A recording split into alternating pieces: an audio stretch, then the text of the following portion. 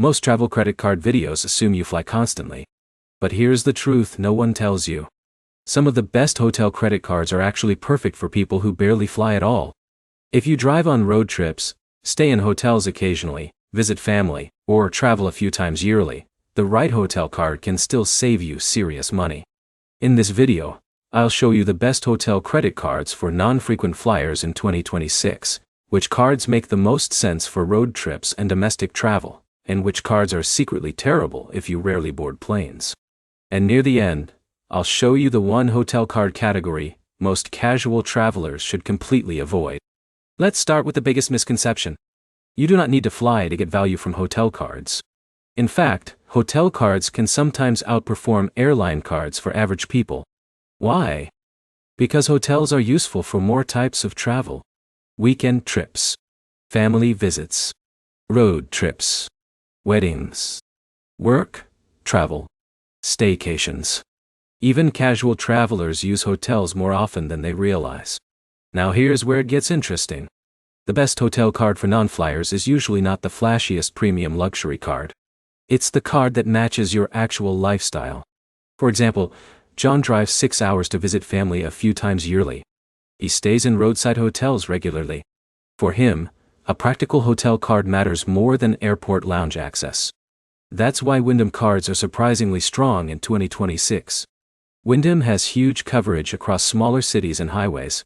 Brands like La Quinta, Days Inn, and Super 8 are everywhere. And the Wyndham Earner cards offer strong gas rewards. This is where most people fail.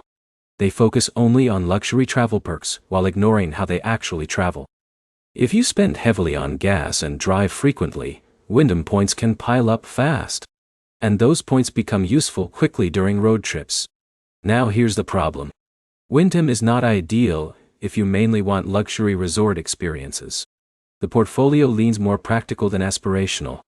Still, for casual domestic travelers, it can quietly deliver excellent value. Now let's talk about Hilton, because this is another great option for non-frequent flyers. Hilton has massive coverage across the United States. And the Hilton Honors cards are beginner-friendly. The Hilton Honors Amex Surpass especially stands out because of automatic gold status. Why does that matter? Free breakfast or food credits. That perk alone becomes valuable quickly during family travel. Imagine Alex takes 2 family trips yearly. Breakfast for 4 people at hotels can easily cost $50 daily. Hilton Gold can offset a huge chunk of that. But here's the catch. Hilton points are not ultra-valuable individually. You often need large amounts for premium stays. Still, Hilton works well because the hotels are widely available and the perks are practical. Now here's where it gets interesting. Many non-flyers actually benefit more from mid-tier hotel cards than premium travel cards.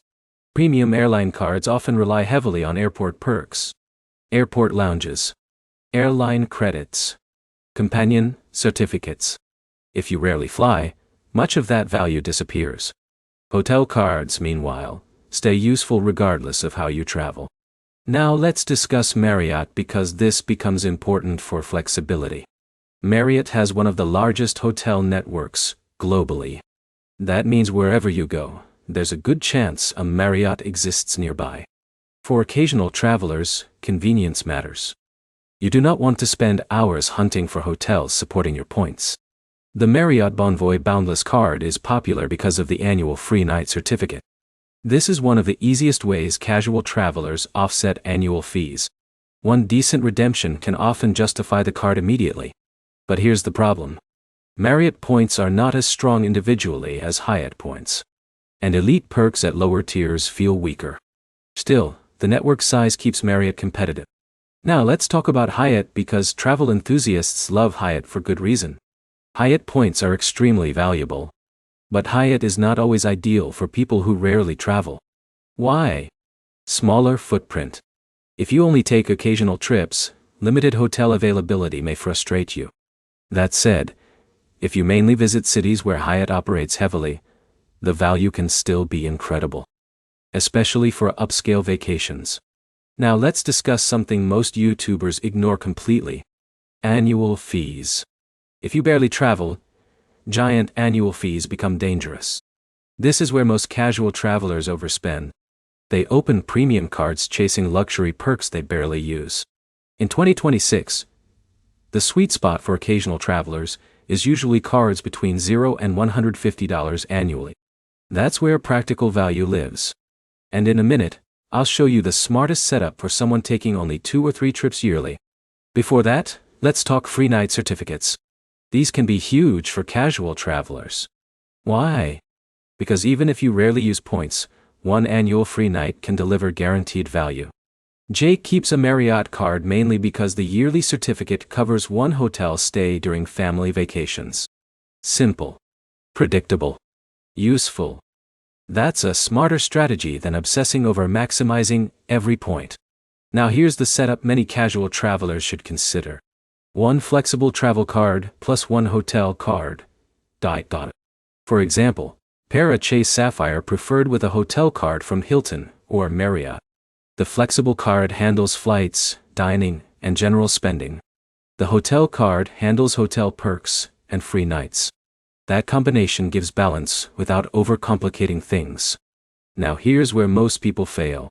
They spread spending across too many programs. A little Hilton. A little Marriott. A little Wyndham. That slows down rewards dramatically. Instead, focus on one main hotel ecosystem first. Build points consistently there. That creates faster free night opportunities. Now let's answer the biggest question directly.